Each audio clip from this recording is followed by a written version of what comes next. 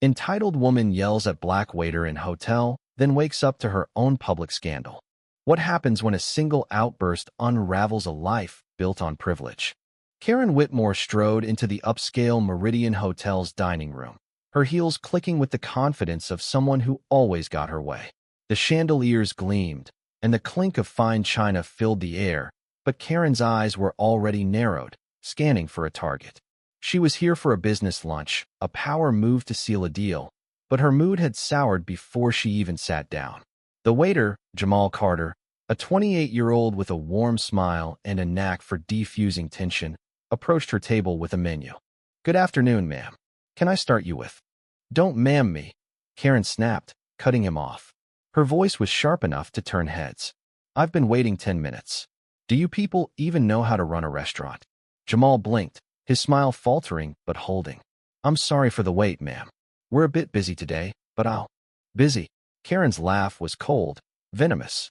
"Maybe if you spent less time chatting and more time working, I wouldn't be sitting here starving."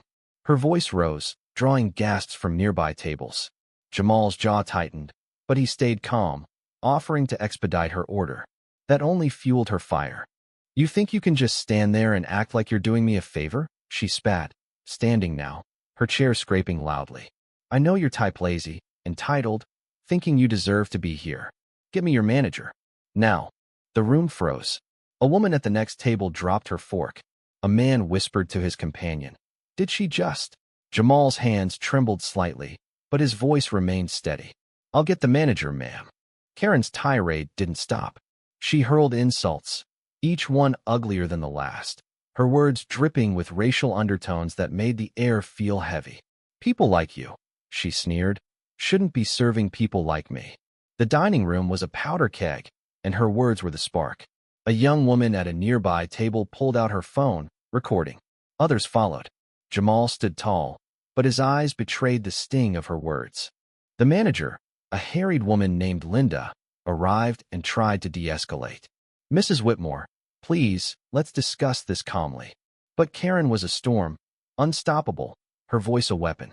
By the time she stormed out, leaving her uneaten meal and a stunned crowd, the video was already spreading online. By morning, the internet had done its work. The hashtag Meridian Meltdown trended on X. Clips of Karen's outburst racked up millions of views.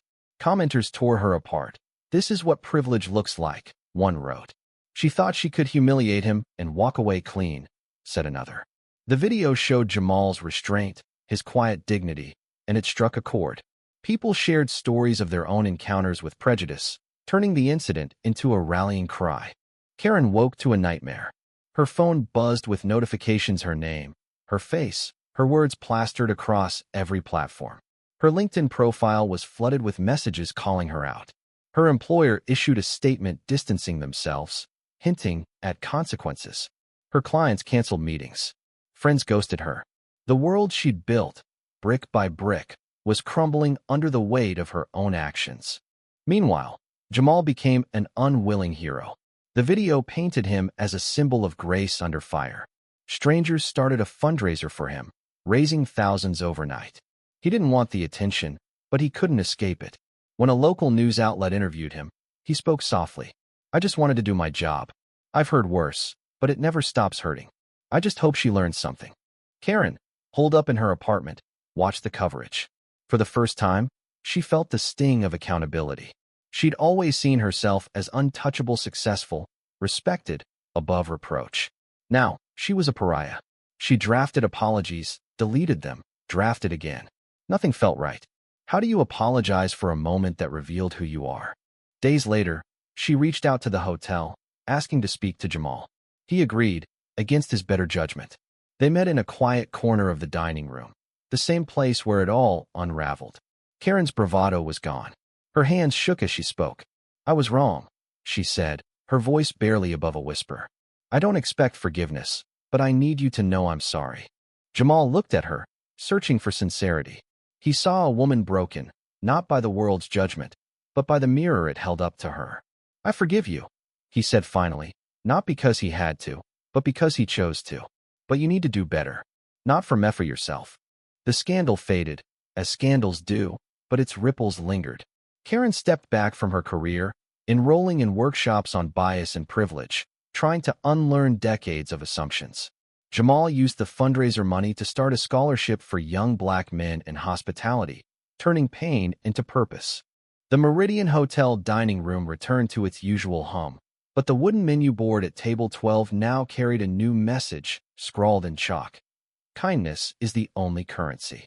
It was Jamal's idea, a quiet reminder of what matters. And every day, as he served tables with that same warm smile, he proved it. Thank you for listening. If you find it interesting, please like and subscribe to follow the next stories.